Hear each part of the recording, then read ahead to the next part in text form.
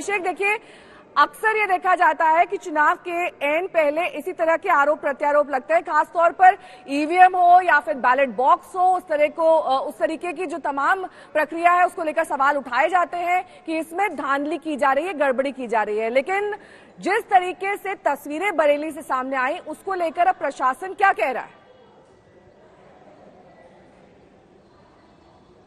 देखिए नेहा, बिल्कुल ये जो आरोप समाजवादी पार्टी ने लगाया है बेहद गंभीर है और उसको लेकर के प्रशासन और सरकार खुद हरकत में आई और इसको लेकर के बाकायदा एक स्टेटमेंट दिया गया और उसमें साफ कर दिया गया कि ये जो ईवीएम्स पाई गई थी ये ट्रेनिंग के लिए थी और कहीं ना कहीं इसका संबंध सीधे चुनाव की हुई ट्रेनिंग की ईवीएम से कतई नहीं है। ये चीज प्रशासन ने साफ की। इसके अलावा लेकिन समाजवादी पार्टी के नेता अखिलेश यादव जिस तरीके का बयान दे रहे हैं, कल उन्होंने प्रेस कॉन्फ्रेंस की, उनका सीधा जो निशाना था वो ईवीएम के साथ साथ प्रशासनिक कार्यप्रणाली पर था। उनका मानना है कि जहां पर बीजेपी हार रही है, ऐसी ऐसी बूथों पर, ऐसी ऐसी सीटों पर जहां पर मामला बीजेपी के लिहाज से फायदेजनक नहीं रहा, वहां पर कहीं ना कहीं प्रशासन फेरबदल कर सकता है और इसकी संभावना अखिलेश यादव कल प्रेस कॉन्फ्रेंस में जता रहे थे।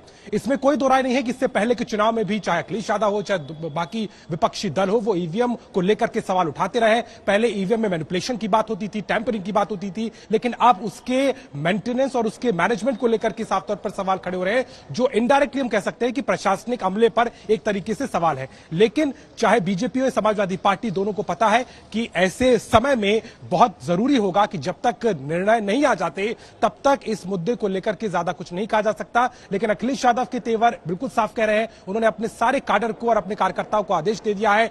कल रात से ही, कल शाम से ही उनकी मौजूदगी मतगणना स्थलों पर पहुंच गई है। वहां पर वो मंजीरे के साथ बैठे हुए हैं, पूरा विजिलेंस रख रहे हैं और इस बात को सुनिश्चित कर रहे हैं कि कहीं किसी तरीके की चीज या गड़बड़ी ना हो। लेकिन प्रशासनिक अमला बार बार ये साफ बात कर रहा है आप ही की बात को मैं आगे बढ़ाऊंगी, संतोष से सवाल करूंगी। होगी। अभिषेक, मैं लौटूंगी आपके पास, संतोष से सवाल कर लेते हैं। संतोष, अभिषेक ये जानकारी दे रहे हैं कि जिस तरीके से समाजवादी पार्टी इस वक्त फोर फ्रंट में आ गई है, दो तस्वीरें आपको दिखा देते हैं किस तरीके से ईवीएम पर अब चुनावी दंगल शुरू हो चुका है। रात भर समाजवादी पार्टी के कार्यकर्ताओं ने वहां पर निगरानी की, भजन कीर्तन किया, मंजीरे के साथ पहुंच गए और ये दरअसल बयां करता है कि कैसे अब मतगणना से एंड पहले समाजवादी पार्टी पूरे प्रोसेस में एक तरीके से पारदर्शिता चाहती है। वो चाहती है कि जगह जगह निगरानी को बढ़ाया जाए ताकि अगर किसी तरह की गड़बड़ी की संभावना है तो उसको कम या फिर खत्म किया जा सके पूरी तरीके से। संतोष मेरे सहयोगी लगातार जुड़े हुए हैं। संतोष, देखिए अभिषेक ये बता रहे हैं कि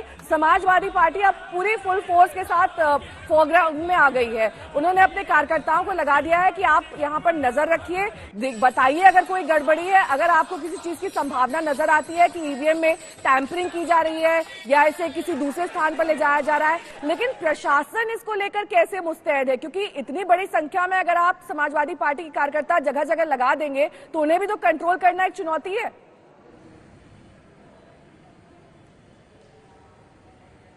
देखिए, ईवीएम की अगर सुरक्षा की बात करें, क्योंकि दोहरी जिम्मेदारी है। एक तरफ लॉ एंड ऑर्डर मेंटेन करना होगा, क्योंकि जिस तरीके से सपा अध्यक्ष अखिलेश यादव कल अचानक से प्रेस कॉन्फ्रेंस करते हैं और उसके बाद से आरोपों की झड़ी लगा देते हैं। वो अफसरशाही पर आरोप लगाते हैं कि अफसर फोन कर रहे हैं। वहीं दूसरी तरफ ईवीएम के मेंटेनेंस पर, चाहे वो ईवीएम के ट्रांसपोर्टेशन को लेकर के जो घटना, चाहे वो बरेली हो, वाराणसी हो, वहां पर जो ईवीएम बाहर नजर आई तो उसको लेकर के अखिलेश यादव जाहिर है कि वो हमलावर हुए। उसके बाद से उन्होंने कार्यकर्ताओं से एक बात कही कि ये लोकतंत्र की लड़ाई है, लोकतंत्र को बचाने की लड़ाई है। तो इसको लेकर के जोश भरने की कोशिश की गई ताकि जो आखिरी मोमेंट है, अब बस सिर्फ 24 घंटे बाकी हैं, कल इसी वक्त पर रुझान आने शुरू हो जाएंगे, काउंटिंग शुरू हो जाएगी। तो ऐसे में 24 घंटे का जो वक्त है, लास्ट मोमेंट ऑफ फाइट है, उसमें कोई कोर कसर नहीं छोड़ना चाहते अखिलेश यादव। और यही वजह है कि वहां पर जो समाजवादी पार्टी के कार्यकर्ता हैं, तमाम जगहों पर, लखनऊ से लेकर वाराणसी तक, हर जगह पर वो ईवीएम सेंटर्स पर, जहां पे काउंटर सेंटर्स रखे गए हैं, वहां पर वो पहुंचना शुरू हो गए हैं। लेकिन अगर सुरक्षा व्यवस्था की बात करें तो सुरक्षा के लिहाज से भी बेहद संवेदनशील मामला हो जाता है। लिहाजा जो ईवीएम की सुरक्षा है वो स्ट्रांग रूम जो है वो केंद्रीय पुलिस बल के अधीन है। लगभग 265 कंपनी केंद्रीय बल जो सेंट्रल से पैरामिलिट्री फोर्स मिली है वो तैनात की गई है। बाहर पीएसी तैनात की गई है। पीएसी इसलिए तैनात की गई है, सीएपीएफ बाहर इसलिए तैनात की गई कि कोई लॉ एंड ऑर्डर ना बिगड़ने पाए, क्योंकि इस बार बीजेपी और समाजवादी पार्टी दोनों के लिए ही कहीं ना कहीं एक ये सवाल खड़ा हुआ है, अस्तित्व की लड़ाई है। समाजवादी पार्टी को लगता है कि ये उनकी सत्ता में वापसी का एक लास्ट फाइट है। जिस जोश के साथ लड़ी समाजवादी पार्टी और जो एग्जिट पोल आए, और एग्जिट पोल आने के बाद से जो उनको हताशा हुई, या कहा जाए कि एग्जिट पोल के बाद से उनको लगने लगा कि कहीं कुछ गड़बड़ी न होने पाए। यही वजह है कि समाजवादी पार्टी अब लास्ट मोमेंट ऑफ फाइट पर बिल्कुल पूरे फोर्स के साथ बिल्कुल अब बहुत कम वक्त रह गया है जब वोटों की गिनती शुरू हो जाएगी। ऐसे में कल अखिलेश यादव ने एक महत्वपूर्ण प्रेस कॉन्फ्रेंस करके ये तमाम आरोप लगाए। आपको दिखा देते हैं कि कैसे अखिलेश यादव ने आरोप लगाए और बीजेपी ने उसका पलटवार किया। ये लोकतंत्र के लिए बहुत ही खतरे का समय है। जो दल हार गया, अब उसके बस में यही है जो अब करने जा रहे हैं। ये जितने कुछ एग्जिट पोल हुए हैं वो इसीलिए हुए हैं कि अगर वो चोरी भी करें तो शायद नजर ना आए। प्रमुख सचिव मुख्यमंत्री, आप जानकारी कर लें, अगर आपके डीएम्स कोई जानकार हैं, उन्होंने खुद बताया है कि वहां से लखनऊ से फोन आ रहे हैं कि जहां पर भारतीय जनता पार्टी हार रही हो वहां पर काउंटिंग स्लो हो और रात तक काउंटिंग लेकर के जाइए। चाल, चरित्र और चेहरा ही समाजवादी पार्टी का नजर आया। और चुनाव के आखिरी दौर में मैंने कहा था कि ये जो अखिलेश जी नई हवा है, नई सपा की बात करते हैं, आप 10 मार्च का इंतजार कीजिए। ये वही हवा है, वही सपा है। जनता जिनसे खफा है, मन बना लिया करना इनको दफा है, और 10 मार्च को अखिलेश यादव जी कहेंगे ईवीएम बहुत बेवफा है। ये लोकतंत्र का आखिरी चुनाव है। इसके बाद तो जिस तरीके से आजादी के लिए लड़ाई लड़ी गई थी उसी तरह की हमें और आपको क्रांति करनी पड़ेगी।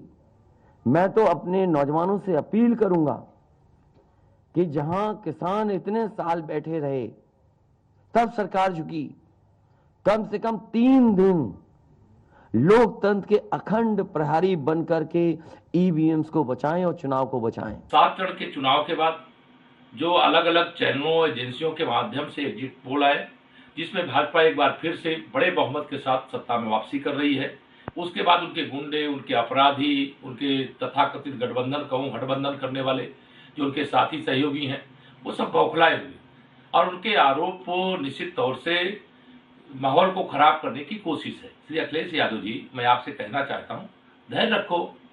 10 तारीख को मतगणना होगी और मतगणना के बाद जो भी ईवीएम मशीन के अंदर जनता ने अपने मताधिकार का प्रयोग करके भेजा होगा वो सामने आ जाएगा। कोई भी बगैर फोर्स के कोई भी ईवीएम कहीं भी मूवमेंट नहीं हो सकता है, लेकिन उसको ढक करके बोरे से लेके भागना और बिना प्रशासन के साथ इस तरह की घटनाएं दर्शाता है कि भारतीय जनता पार्टी अपनी हताशा और निराशा को लेकर के पूरे प्रदेश में इस तरह का जो है माहौल, ये फर्जी तरीके से गड़बड़ी करने की नीयत से ये काम शुरू किया गया है, जिसकी जानकारी हम लोगों ने आज राज्य निर्वाचन आयोग को आकर के दिया है और ये मांग किया कि वहाँ के डीएम और कमिश्नर जब तक दोनों को हटाएंगे नहीं तब तक हम लोग काउंटिंग होने नहीं देंगे। लोकतंत्र को बचाना, ईवीएम पर निशाना, ये सब है बहाना, क्योंकि अखिलेश यादव बबुआ को हार से है बचाना।